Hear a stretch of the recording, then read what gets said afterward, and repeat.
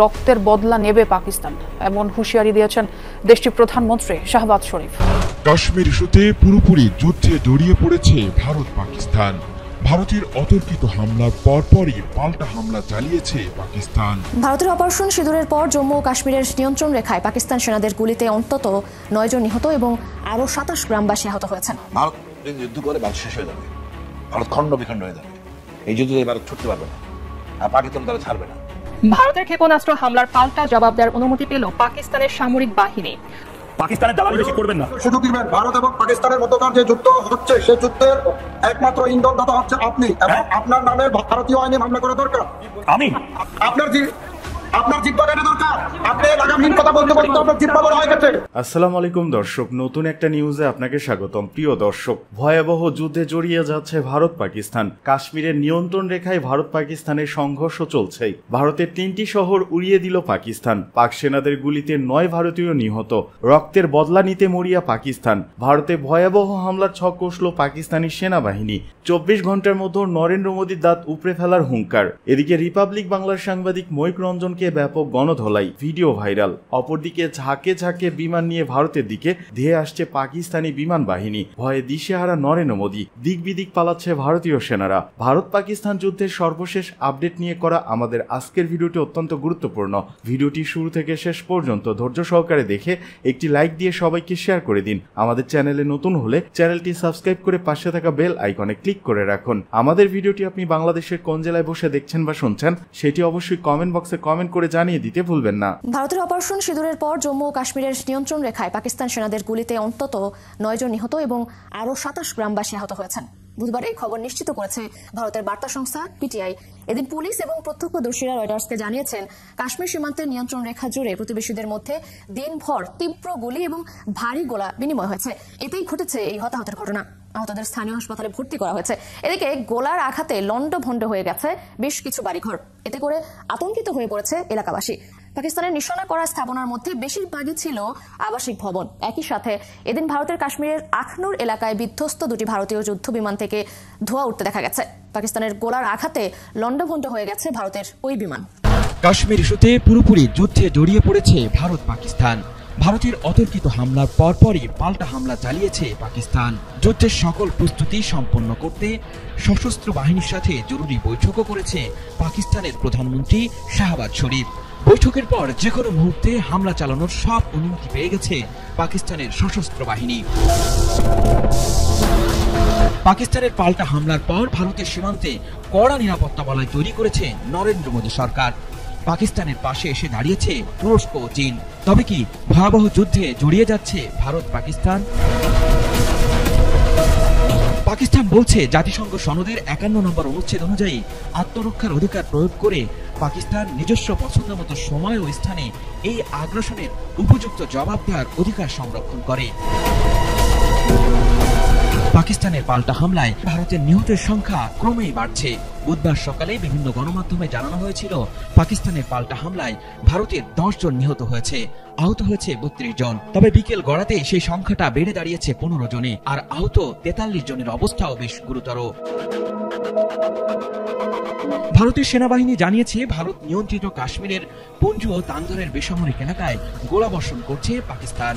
ভারতের হামলার পর নিহতের সংখ্যা নিয়ে প্রতিবেশী 2 দেশের পক্ষে 2 ধরনের দাবি উঠেছে। ভারত বলছে তারা 70 জন সন্ত্রাসীকে হত্যা করেছে, তবে পাকিস্তান বলছে ভারতের হামলায় অন্তত 26 জন বেসামরিক নাগরিক নিহত হয়েছেন। এদিকে ভারতের ক্ষেপণাস্ত্র ও বিমান হামলার পর পাকিস্তানের প্রধানমন্ত্রী শাহবাজ শরীফ দেশটির সেনাবাহিনীকে আত্মরক্ষার অংশ হিসেবে এই হামলার জবাব দেওয়ার অনুমতি দিয়েছেন। বুধবার ভোরে ভারতের চালানো একাধিক প্রাণঘাতী হামলার কয়েক ঘন্টা পর এই সিদ্ধান্ত দেন শাহবাজ শরীফ। শাহবাজ শরীফ পাকিস্তানের জাতীয় নিরাপত্তা কমিটির জরুরি বৈঠকের পর সশস্ত্র বাহিনীকে বলেছেন, নিরাপদ পাকিস্তানি নাগরিকদের মৃত্যুর প্রতিশোধ নেওয়া যায় কিভাবে সেদিকেই যেন তারা এগিয়ে যায়। তাহলে কি খুব দ্রুতই ভারতে হামলা করবে পাকিস্তান, সেটি সময়ই বলে দিবে। তারিকুল ইসলাম ভুঁইয়া এই মুহূর্তে রয়েছেন। তারিকুল ইসলাম ভুঁইয়া ভারতবর্ষ নিজের অবস্থান স্পষ্ট করেছে, তুমি যদি সন্ত্রাসবাদীদের পাশে হও, তোমাকে আমরা চাল ডাল দেবো না, এরপরে মিসাইল খাওয়াবো। বাংলাদেশ কি চাল ডাল তেল নুন আটা এই সমস্ত কিছু বাংলাদেশ ভারতের থেকে পেতে চায় না মিসাইল পেতে চায়? ছবিগুলো দেখাচ্ছি, দীপাবলির ছবি। প্রথম কথা হচ্ছে, আপনি কি আমাকে শুনতে পাচ্ছেন? আরে শুনতে পাচ্ছি, এখন অব্দি শুনতে পাচ্ছি। মিসাইল অ্যাটাক হলে আর শুনতে পাবো না। পাকিস্তানের দালাল বেশি করবেন না। ভারত এবং আপনি আমাকে কথা বলার জন্য সুযোগ দিবেন। ভারত এবং পাকিস্তানের মধ্যকার যে যুদ্ধ হচ্ছে সেই যুদ্ধের একমাত্র ইন্ধনদাতা হচ্ছে আপনি, এবং আপনার নামে ভারতীয় আইনে মামলা করা দরকার। আমি আরেকটি বিষয়টা হচ্ছে আপনি কি আসলে হিন্দু না মুসলিম না খ্রিস্টান? আমি ভারতীয়। আমি ভারতীয়। আমি ভারতীয়। কিসের মাধ্যমে? তারিকুল ইসলাম। আপনি যদি আমি ভারতীয়, তাহলে আজকের শুনুন, পাকিস্তানের বিরুদ্ধে লড়াইটা হিন্দু বা মুসলিমদের লড়াই নয়। পাকিস্তানের বিরুদ্ধে লড়াইটা ভারতের 140 কোটি মানুষ বনাম জঙ্গি জিহাদিদের লড়াই। কাটা দরকার আপনার জিহ্বা কাটা দরকার। আপনি আগামী কথা বলতে বলতে আপনার জিহ্বা বড় হয়ে গেছে। আপনি প্রতিদিন বলে যাবেন আমরা টকশোতে এসে শুনে যাবো। আপনারা পাকিস্তানিদের সাথে না বিপক্ষে? বাংলাদেশের এত মানুষ পাকিস্তান জিন্দাবাদ বলছে কেন? তারিকুল ইসলাম ভুইয়া, তারিকুল ইসলাম, আরে শুনুন না, আরে চাল ডাল দিচ্ছি তো। আচ্ছা ক্যাডবেরিও দেবো। আরে শুনুন না, মাতৃভূমির দিকে যদি কেউ চোখ তুলে তাকায়, কি বলছে? টুকটাক করছে। মুসলমান আমরা ঐক্যবদ্ধভাবে শুনুন কথাটা হয়ে গেছে। পেট গরম হয়েছে, শান্ত। একমাত্র মূল্যায়ন বাংলাদেশে কেউ একটা বলুক ওকে শান্ত করতে। টকশোর কারণে হচ্ছে। হ্যাঁ, ওর অ্যাসিডিটি হয়েছে, ওকে একটা ওষুধ দিতে বলুন। গেস্ট টিম থেকে আমি বলবো মনীষা দেবরাজকে অ্যাসিডিটির ওষুধ দিয়ে তারপরে গেস্টদেরকে আনতে। Pakistan, I love you Pakistan, Pakistan জিন্দাবাদ, এই সমস্ত কিছু আপনারা বলছেন কি বলছেন না? আপনারা কি পাকিস্তানকে ভালোবাসেন?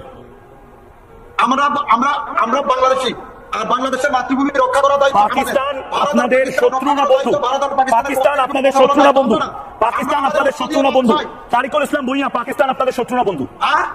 একই করছেন। পাকিস্তান আমার প্রতিবেশী রাষ্ট্র। আরে প্রতিবেশী রাষ্ট্র বুঝতে পেরেছি। হনুলুলু আপনার প্রতিবেশী রাষ্ট্র, আমরাও জানি। ভূগোল আমাকে পড়াবেন না। আপনি বলুন পাকিস্তান আপনার বন্ধু না শত্রু?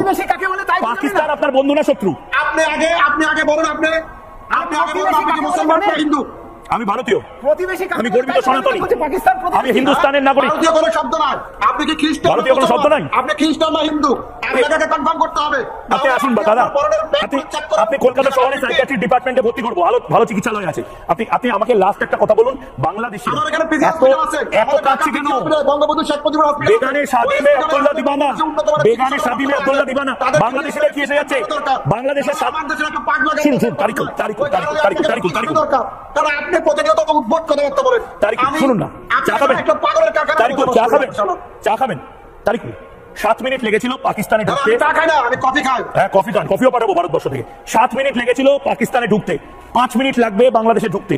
যদি এই অসভ্যতা বা জিহাদি কাণ্ড কারখানা বন্ধ না করেন, কপালে দুঃখ আছে, বুঝতে পারছেন? ওই যে আপনার এই কথা শোনার, আপনার এই কথা ভারতবর্ষে চলে না।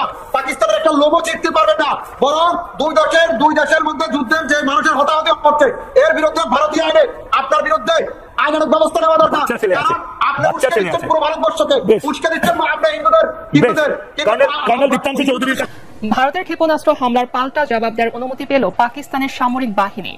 প্রধানমন্ত্রী শাহবাজ শরীফের নেতৃত্বে জাতীয় নিরাপত্তা কমিটির বৈঠকে আক্রমণের অনুমোদন দেওয়া হয়। অপারেশন সিঁদুর নামে ভারতীয় সশস্ত্র বাহিনীর হামলায় 70 জন নিহত হওয়ার দাবি করেছে এনডিটিভি। এর জবাবে পাকিস্তানের হামলায় মারা গেছে 15 ভারতীয় নাগরিক।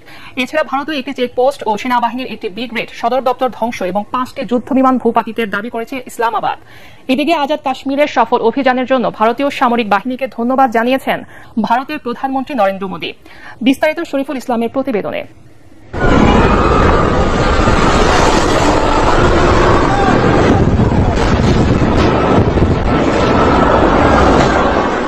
মঙ্গলবার গভীর রাতে পাকিস্তান শাসিত কাশ্মীরের 9টি স্থানে হামলা চালায় ভারতীয় সামরিক বাহিনী।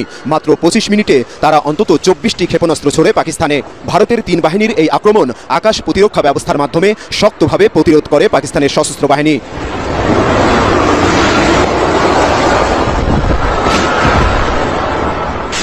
শক্তিশালী এয়ার ডিফেন্স সিস্টেম দিয়ে একে একে ভারতের 5টি অত্যাধুনিক যুদ্ধ বিমান ধ্বংস করে তারা। যদিও ভারতের কর্মকর্তারা বলছেন এই হামলায় তাদের 3টি বিমান বিধ্বস্ত হয়েছে। ভারতীয় সশস্ত্র বাহিনীর দাবি, জম্মু কাশ্মীরে সন্ত্রাসীদের ঘাঁটি লক্ষ্য করে হামলা চালিয়েছেন তারা। বেসামরিক নাগরিক তাদের টার্গেট নয় বলেও জানান অপারেশন সিন্দুর এই কমান্ডার। অপারেশন সিন্দুর কাশ্মীরের যেসব ঘাঁটি থেকে ভারতের উপর সন্ত্রাসী হামলার পরিকল্পনা ও পরিচালনা করা হয় সেগুলো টার্গেট করেই আমরা হামলা করেছি। আমাদের এই অভিযান সুনির্দিষ্ট ও সীমিত, কোনো পাকিস্তানি সামরিক স্থাপনা লক্ষ্যবস্তু করা হয়নি। 9 टेररिस्ट कैंप्स को टारगेट किया गया। ভারতের হামলার তাৎক্ষণিক জবাব দেয় পাকিস্তান। ভারত শাসিত কাশ্মীরের দুধনিয়াল চেকপোস্ট ও সেনাবাহিনীর একটি ব্রিগেড সদর দপ্তর ধ্বংস এবং 5টি যুদ্ধবিমান ভূপাতিত করে পাকিস্তানের সামরিক বাহিনী। আহমদপুর ইস্ট মে আমাদের 6টি স্থানে 24টি আঘাত হেনেছে ভারত। এতে অনেক পাকিস্তানি নাগরিক শহীদ হয়েছেন। কোটলিতে 3টি মসজিদেও হামলা করেছে তারা। দিল্লিকে এর চরম পরিণতি ভোগ করতে হবে। ভারতের ক্ষেপণাস্ত্র ও ড্রোন হামলার পর দুপুরে জাতীয় নিরাপত্তা কমিটির জরুরি বৈঠকে বসেন পাকিস্তানের প্রধানমন্ত্রী শাহবাজ শরীফ। এ সময় ভারতের হামলার জবাব দিতে সামরিক বাহিনীকে অনুমতি দেয় দেশটির নিরাপত্তা বিষয়ক সর্বোচ্চ এই কমিটি। এই যুদ্ধ থেকে খুব বেশি খুশি হওয়ার কিছু নাই, কারণ এখন যে দুই দলের মধ্যে খেলা চলছে, এদের কেউ যদি ছক্কা মারে ওইটাও বাংলাদেশের মধ্যে আসার সম্ভাবনা আছে। আবার যারা বোলিং করছেন স্টাম্পের বাইরে গেলে হোয়াইট হইলেও এটা কিন্তু আমাদের বাংলাদেশে আসার সম্ভাবনা আছে। এমনকি যুদ্ধের ইফেক্ট অলরেডি বাংলাদেশে অনেক ক্ষেত্রে তৈরি হবে বা হচ্ছেও, কিছু কিছু জায়গায় হচ্ছে। যেমন এই যে সীমান্ত দিয়া পুশিং শুরু করে দিচ্ছে ভারত তাদের দেশের মানুষকে, এরকম অনেক কিছু এখানে ঘটবে। যাই হোক, পাকিস্তানের উপর যে ঘটনা ঘটেছে, পাকিস্তানের জনগণ অথবা পাকিস্তানপন্থী বাংলাদেশের জনগণ যারা আছেন তাদের প্রত্যেকেরই একটা কিন্তু অপেক্ষা কোনটা আছে, কখন পাকিস্তান বড় ধরনের একটা অভিযান চালাবে। কিন্তু এরপরে ভারত যে আরেকটা চালাবে সেটাও কিন্তু মাথায় রাখতে হবে, কারণ পাল্টাপাল্টি হয়েছে। তবে এবার পাকিস্তানের পালা। পাকিস্তানকে অভিযান চালাবে নাকি চালাবে না, এ নিয়ে গতকালকে সন্ধ্যার পর পাকিস্তানের প্রধানমন্ত্রী শাহবাজ শরীফের নেতৃত্বে জাতীয় নিরাপত্তা কমিটি এনএসসি, পাঞ্জাব এবং আজাদ কাশ্মীর জুড়ে ভারতের ক্ষেপণাস্ত্র, বিমান, ড্রোন হামলা এগুলোর তীব্র নিন্দা জানানোর পাশাপাশি পাকিস্তান মনে করছে পাকিস্তানের সার্বভৌমত্বের স্পষ্ট লঙ্ঘন করেছে ভারতীয় সেনারা। বৈঠকে নিশ্চিত করা হয়েছে যে পাকিস্তান কঠোর জবাব দেবে। দর্শক, পাকিস্তান জাতিসংঘ সনদের 51 অনুচ্ছেদের অধীনে প্রতিক্রিয়া জানানোর অধিকার সংরক্ষণ করে, এগুলা লিখিত ভাষা, বাংলাটা আবার বুঝাচ্ছি, এবং সশস্ত্র বাহিনীকে সংশ্লিষ্ট ব্যবস্থা গ্রহণের জন্য ক্ষমতা প্রদান করা হচ্ছে। মানে এখানে যেহেতু যুদ্ধের একটা ইস্যু আছে, তো আন্তর্জাতিক কিছু নিয়ম কানুন আছে যুদ্ধের ক্ষেত্রে। যেমন ভারত যখন এই যুদ্ধ করছে তখন আমেরিকার যে গোয়েন্দা প্রধান তুলসী গ্যাবার্ট তিনি বলছিলেন যে ভারতের আত্মরক্ষার অধিকার আছে। আত্মরক্ষা কোনটা? ভারতের উপরে যে হামলা হয়েছে তার আত্মরক্ষার তো অভিযান চালাবে, সন্ত্রাসবাদের বিরুদ্ধে লড়াই করবে। আবার পাকিস্তান বলছে জাতিসংঘ সনদের 51 অনুচ্ছেদের অধীনে প্রতিক্রিয়া জানানোর অধিকার আছে। ভারত অভিযান যেটা চালাইছে সেটা উস্কানিমূলক ছিল, এবার পাকিস্তান এই অভিযানে যেহেতু তাদের সার্বভৌমত্ব লঙ্ঘন হয়েছে তারা প্রতিক্রিয়া জানাবে। আর এজন্য সশস্ত্র বাহিনীকে সংশ্লিষ্ট ব্যবস্থা গ্রহণের জন্য, মানে বিমান, সেনা, নৌ প্রত্যেকটা বাহিনীকে ভারত যেমন নির্দেশনা দিয়েছিল, এবার পাকিস্তান তাদের সকল সেক্টরকে ব্যবস্থা গ্রহণের জন্য ক্ষমতা দিয়ে দিয়েছে। দেশটির এই জরুরি কমিটি বলছে ভারতের হামলার জবাবে সময় অনুযায়ী যথাযথ স্থানে পছন্দ মতো পাকিস্তান প্রতিক্রিয়া জানাবে। এখন এটা আজকেও হতে পারে, কালকেও হতে পারে, বা সময় মতো। ভারত কিন্তু বলছিল 24 থেকে 36 ঘন্টা 22 এপ্রিলে, কিন্তু এটা মোটামুটি 1-1.5 ঘন্টা পরে কিন্তু যে ঘটলো, বা 300-200 ঘন্টার পরে। আবার আপনারা বলছে যে একই সঙ্গে সামরিক বাহিনীকেও সংশ্লিষ্ট পদক্ষেপ মানে হামলা, সংশ্লিষ্ট হামলা বা এই ঘটনার সাথে যুদ্ধের সাথে যা যা কানেক্ট হবে সেগুলো গ্রহণ করার জন্য, যে কোনো পদক্ষেপ গ্রহণের জন্য অনুমোদন দিয়ে দিয়েছে পাকিস্তানের নিরাপত্তা বিষয়ক এই সর্বোচ্চ কমিটি। যে পাকিস্তান সেনাবাহিনী, বিমান, যুদ্ধ, ক্ষেপণাস্ত্র যা আছে তারা তাদের মতো করে মানে যুদ্ধ পরিচালনা করবে। হামলার পর পাকিস্তানের প্রধানমন্ত্রী শাহবাজ শরীফের নেতৃত্বে এই অনুষ্ঠিত এনএসসির বৈঠকে ভারতের প্রতি তীব্র প্রতিক্রিয়া জানানোর শপথ গ্রহণ করা হয়েছে। বলা হয়েছে আত্মরক্ষায় ভারতের বিমান হামলার জবাব দেওয়ার অধিকার পাকিস্তানের রয়েছে এবং এই বিষয়ে আপনার সময় মতো জবাব দেওয়া হবে। দর্শক, এখানে জাতিসংঘ সনদের 51 অনুচ্ছেদের বরাত দিয়ে এই বাহিনীটি বলছে, বা এই টিমটা বলছে যারা এই যুদ্ধের জন্য বসছিল, নিরীহ পাকিস্তানিদের প্রাণহানি এবং পাকিস্তানের সার্বভৌমত্বের স্পষ্ট লঙ্ঘনের প্রতিশোধ নেওয়ার অধিকার পাকিস্তানের রয়েছে। আর নিরাপত্তা কমিটি বলছে ভারতের নগ্ন আগ্রাসনে সমগ্র পাকিস্তানি জাতি সশস্ত্র বাহিনীর সাহসিকতা, ত্যাগ, মাতৃভূমির প্রতিরক্ষায় তাদের সময়োচিত কাজের প্রশংসা করেছেন এবং করবেন। তার মানে পাকিস্তান একটা প্রতিক্রিয়া জানাবে। আর এসব জানাজানির খেলায় দুই দেশ পরমাণু যুদ্ধে জড়াবে কিনা সেটাই হচ্ছে শঙ্কার বিষয়। আর যদি জড়ায়, ভারত পাকিস্তানের 20-30 কোটি মানুষ মারা যাবে, বাংলাদেশেরও সাথে দেখবেন 2-4-10 লাখ মানুষ নাই। এটা পরে বুঝবেন যে কেন হয়েছে। শহীদদের প্রতিটি রক্তবিন্দুর হিসাব নেওয়া হবে। জাতির উদ্দেশ্যে শেহবাজ শরীফ। ভারতে হামলার জবাবে দেশবাসীর উদ্দেশ্যে তার টেলিভিশন ভাষণে পাকিস্তানের প্রধানমন্ত্রী শেহবাজ শরীফ বলেছেন, শহীদদের প্রতিটি রক্তবিন্দুর হিসাব নেওয়া হবে। তিনি ভারতের এই আগ্রাসনকে মারাত্মক ভুল হিসেবে বর্ণনা করে বলেন, ভারত ভেবেছিল পাকিস্তান পিছু হটবে, কিন্তু তাদের এই ভুলের মূল্য চুকাতে হবে। শেহবাজ বলেন, ভারত ভুলে যায় পাকিস্তানের বীর সন্তানেরা মাতৃভূমির সম্মান রক্ষায় নিজেদের রক্তের শেষ ফোঁটা পর্যন্ত লড়াই করেছে এবং করবে। তিনি জানান, পাকিস্তান বিমান বাহিনী 1 ঘন্টার লড়াইয়ে 5টি ভারতীয় যুদ্ধ বিমান গুলি করে ভূপতিত করে, যা একসময় ভারতের গর্ব ছিল। এখন সেগুলো শুধুই ছাই ও ধ্বংসাবশেষে পরিণত হয়েছে। এই খবর দিয়েছে অনলাইন জিও নিউজ। এতে আরো বলা হয়, ভারতীয় বাহিনীর মঙ্গলবার রাতে বিনা উস্কানিতে চালানো হামলায় নিহতের সংখ্যা বেড়ে দাঁড়িয়েছে 31। তারা বেসামরিক নাগরিক। 57 জন আহত হয়েছেন। এর প্রেক্ষিতে প্রধানমন্ত্রী শেহবাজ শরীফ দেশবাসীর উদ্দেশ্যে টেলিভিশনে ভাষণ দেন। শেহবাজ শরীফ বলেন, ভীরু শত্রু নিরীহ মানুষের উপর আঘাত করছে। পাকিস্তান দেখিয়ে দিয়েছে কিভাবে শক্ত প্রতিরোধ গড়ে তুলতে হয়। তিনি পাকিস্তান সশস্ত্র বাহিনীর পেশাদারিত্ব ও সাহসিকতার প্রশংসা করে বলেন, মার্শাল এম আলমের বজ্রধ্বনি যেন আজও প্রতিধ্বনিত হয়েছে।